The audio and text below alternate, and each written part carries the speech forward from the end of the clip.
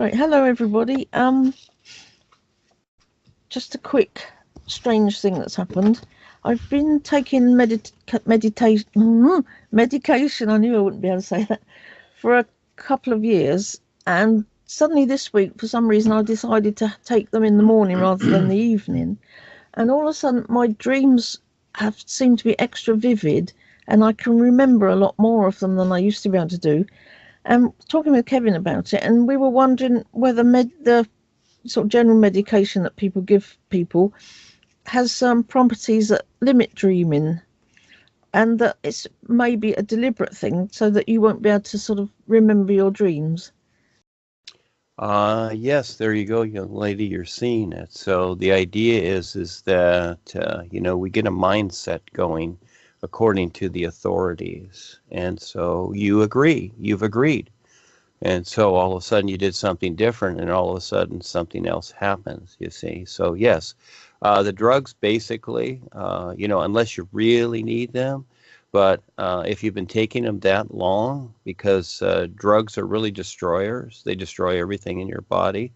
And I've taken antibiotics a few times for a very short time, for a few days, that's it.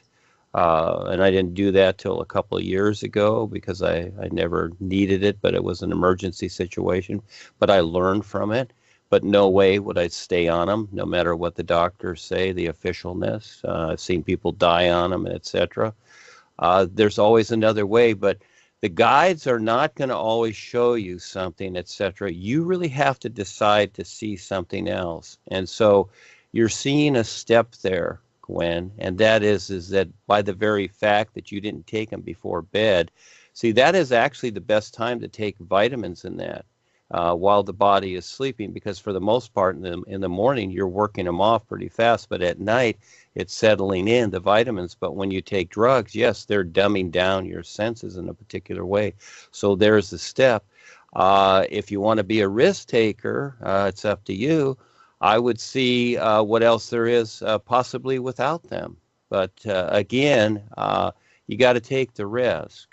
So even when I took the antibiotics, and they give you these 10 pills afterwards, they're kind of like half green and half white. Well, I decided to toss them. They said, oh, no, you must take those, otherwise it'll come back, whatever.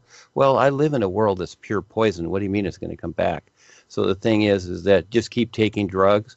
But again, it's a choice, isn't it? Again, you be the risk taker. When I was a contractor, I stepped on many rusty nails. I sliced my leg open several times on different things. Never took a tetanus shot. Never. So the thing is that I'm not saying not to, but again, today the vaccine thing and whatever, and everybody's scared into all these drugs and stuff like that. And as people take it, all of a sudden they die, they've got autism, etc. So again, overall, the drugs are a destroyer. Yeah, you take aspirin once in a while or something for a headache if you get one, but to live on these things, this is what they want to keep you dumbed down in your senses. It's very real. So you decide the next step. So you took a step there. You changed the routine and you see the difference. So see, you're the experiencer, but you're always the decider too. So how far do you want to go? You can just keep going, and you can even be better than that if you wish. Go ahead. I think with a lot of these drugs that people take, you take them and then you get side effects. So you take a drug to stop the side effects, and so on and so on. Anyway, that's the whole idea. Yeah, that's the whole idea. They want everybody on drugs till I've seen people, they got 10 or 12 different pills during the day or more. Yeah, one combats the other, but you know what? For the most part overall, yeah, it can work for a while, and some people think they need it, but there's natural ways to do it. But you have to go through the course, it's just like anything. It's like a person that all of a sudden has polio or something, can't walk. Well, they has to exercise, but eventually it can be so that they can get up and walk. But I would look to the real side and see what you're shown. And also here in this passing dream, you'll be shown certain things, and you'll see that you don't. But again, the boys are not going to step in. You make the choice. You keep doing that. But I always take the risk. And when you take the risk, something else shows up. So you did it again. You did a change there. And see, it subtly showed up. Now, if you didn't do that, you wouldn't see it, would you? You just keep taking the drugs because that's your mental and emotional routine. You actually become emotionally attached to these things. And whether you need them or not, you still take them to feel good. You see? Yeah, this is true. I think you take drugs and then you're scared to come off them in case something weird happens. I just got a quick dream because it's a bit rambly. It's mine seem to be mainly car dreams recently, and my dream was Kevin did something to the car so it wouldn't work. Sorry, Kevin. And we took it to a garage to get it sorted out. And for some reason, it took me ages to find out where the car was. And I'm sort of riding on buses and going down streets and all the rest of it. And we finally found the place where they were sorting the car out. And they were having some sort of celebration. And they brought the car out. And it wasn't a car, it was just wheels with a lot of sort of like display things, shelves and things going up with stuff on it. And it seemed quite natural, really. I thought that's a bit odd, but that's okay. And the main thing, I was worried that it didn't have a number plate or a license plate. So that's one of my really strange dreams. Yeah, it is. So the end result is after you went through this process and you saw the car how it was just the wheels with, I'm imagining the axles or something, or the body frame or something. Yeah, that had the wheels and the axles, and then sort of going up was like a lot of shelves, like you get in sort of shops, libraries and things. Mm-hmm. Okay, so it's been redone. So, the vehicles are just that. They're vehicles that we use. And so it went through a process, but you, in the experience, you felt better about it or what? Or not? I wasn't really concerned about it. The only thing I was worried about that it didn't have the number plate on it, or the license plate, I think you call it in America. Well, again, that's the personal self. In other words, it didn't have an identity because you were kind of afraid the authorities would pull you over and say, okay, what is this? Where's your license plate, etc. So that's your kind of your personal self. But on the real side, things had kind of been, that's where they were at the shop. You couldn't find it because you didn't recognize it to a certain point. So you were going all over the place, kind of like Peter, room to room. You're exploring. But eventually you find it, and so if it was okay with you, but again, the boys give us surprises also. So yeah, things turn up funny like that. They're explainable, but then again, it kind of is what it is. You know what I'm saying? And so kind of look at it and see, but it turned out all right. You found it. It seems to be fine. Yeah. Yeah, okay, thanks. I'll pass you back to Kevin now. It's more like a convertible now, isn't it? It is, yes. A moving library. Yes, exactly. See, there you go. Told you not to let me drive your car. Well, I see Pearce is lurking out there somewhere, so if you'd like to take a turn, Pearce, and share your experiences or whatever you'd like to speak about. Hiya, Duane. Hiya, new friends. It's not my experience. It's an experience of a lifetime. I've been seeing in the new year. Basically, she says, well, the night of the new year. It's the very first time she sang it. She was up in space all of a sudden, and then she was on top of a skyscraper up in space, and I was with her, and on the side of the skyscraper was swimming pools. She said there was a swimming pool on every level of the skyscraper, the whole way to the bottom. And she said I pushed her off, and I was chucking her in. And each swimming pool, at the bottom of the swimming pool, was a glass bottom, and she fell through every one, but she had to be pushed in every one by me. And apparently, I was having real fun while I was doing it, pushing her in all kinds of different ways and frightening her. And she made it to the bottom, and at the end, she got a Hermes bag as a reward. And that's what she told me. It was a Hermes. I don't know, Hermes, some designer made, but she said she got a Hermes bag as a reward. And that was it. That's the experience, and I'd just like to know what Duane thinks about it. Please. Oh, another funny experience, young man. So she was flying in space, and then there was a building with different. I couldn't hear you quite well. So there was a building with different levels of swimming pools in them. Yeah, she said it's a massive skyscraper Mm-hmm. up in space somewhere, and on the side of the skyscraper, at every level, there was a swimming pool, but they all had glass bottoms to it. Yeah, that's what she said it was, and I chucked her in every one of them, taking great fun while I was doing it. So you pushed her through the pool? Yeah, well, I don't know if I pushed her through, but I pushed her in the pool, but the floor gave way anyway in each one. In each pool that she went, she fell down a whole lot, all the way to the bottom. And at the end, there was like a prize for her. Okay, so were those, did the pools, did the water go out, or what happened, or she just went through the pools? She said she just went through. She said it frightened the laugh out of her. So I don't know.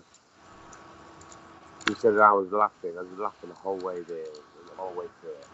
I was like rolling around laughing at her. Okay, it's a little hard to hear you.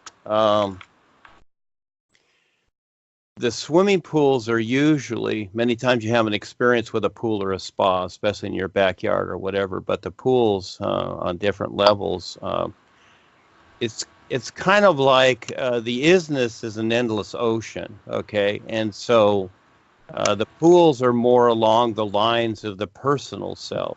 You know, most people don't see or recognize the whole of life, so what they do is the swimming pool many times represents their ocean or whatever. So what I see from this is that she's gone through the various levels, and she can go through it. She's seeing through it, you might say. She's going through it, okay? Mm-hmm. Yes. To where she's grounded. Yes. Something along those lines. Yeah. Yeah. Yeah. Yeah. And the reward at the end, is that just for doing it? Yes, to taking the risk to go through.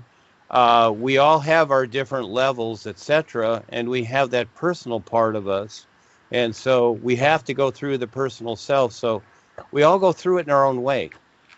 Yeah. Yeah. So I've had the experiences, and I've heard many experiences of people with swimming pools in their backyards, or people that they've known just like this, and they're usually swimming in their backyard, they're enjoying it, etc. Well, that's their personal world, okay? That's their personal little world. Instead of the ocean of life, it's their personal little swimming pool, and that's about as big as their awareness is. But she's willing to go through all of it because she used the new you, so that's cool. Yeah. Brilliant. Yeah. Okay, just something else. Basically, it's deja vu. Is it a glimpse into a past life, or is it something? Is it a dream, or is it just something weird? You got an angle on it. I wouldn't say it's a past life. No, she just used the new you the first time. No, and this is just a general question for me. It's not tough. Oh, go ahead. Okay. A deja vu? Is it a glimpse into a past life? If you have a deja vu, you know, like when you see something and you're like, right. I've experienced this before. I've been to this exact place and done this exact thing. It's like, it's weird, and I just wanted to know what your thoughts were on it. Whether they are like a glimpse into a past life, or did I dream it and now it's happening, or what is it? Are you referring to her experience or what? No, this is just in general, because I had a deja vu a few days ago, and like I can't remember. It's like my daughter told me something. She says, "Oh, I'm seeing Nicole," and it broke my dream. It's like I had a dream about her and Nicole a few nights before, but I couldn't really. Well, it was definitely in a dream that I had, and I couldn't recollect it. And I thought, well, it's kind of like a bit of a deja vu thing. But I've had deja vus, and they come in all different kind of things, right? And I was just wondering what they were.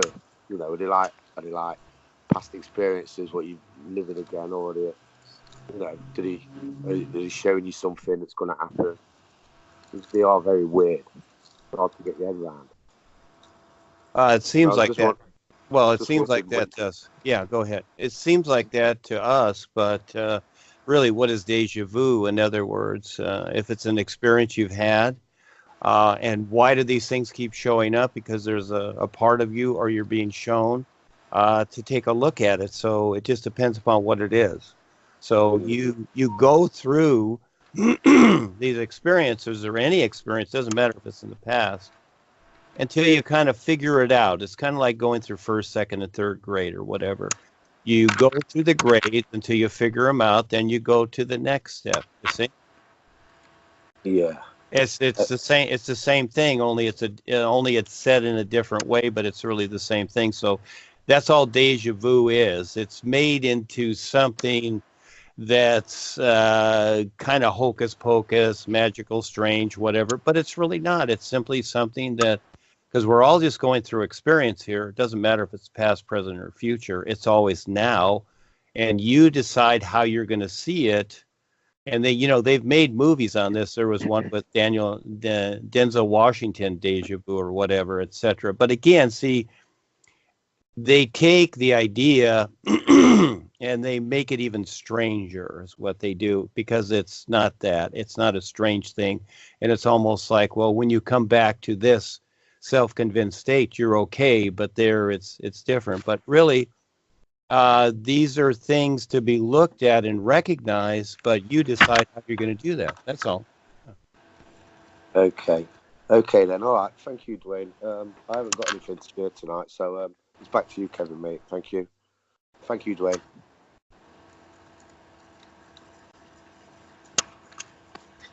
Okay then.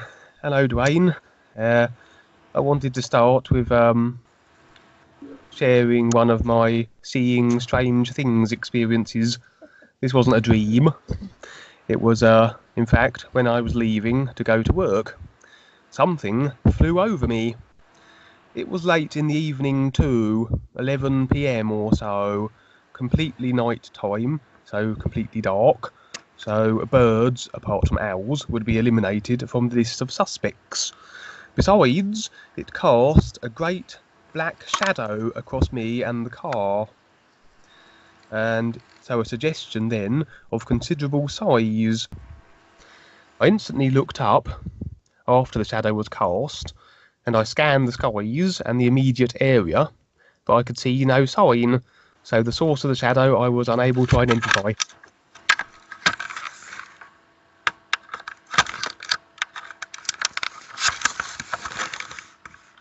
Is that it?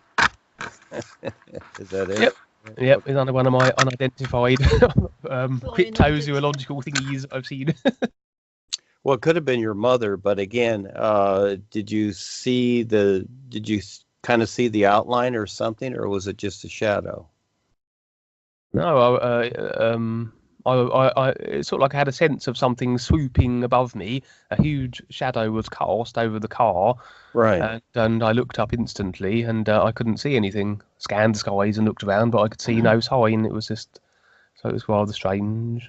Well, no, it's very real. So again, you look at the description of it. I've had that myself too, and I look around and I see it, and it comes right to you. So it's really, for the most part, it's the dark side trying to scare you, and it's because it's nighttime. Okay, so it's in creation, etc. So yeah, and then you look around, you don't see it. So kind of like one of those mystery movies, right? Yeah, it certainly was interesting. At the time I wasn't really scared of it as such, just more intrigued. Okay, you're going off and on. Kelsey, do you hear this or not? Do you hear him going off and on? I hear him fine. Just Christian, make sure you stay mute. But no, he's not going off or on for me. Oh, okay. Yeah, he is for me. He goes off and on, so I'm just listening. But okay. Yeah, and so yes, I've had those myself, and so lots of times it's the dark side just trying to scare you.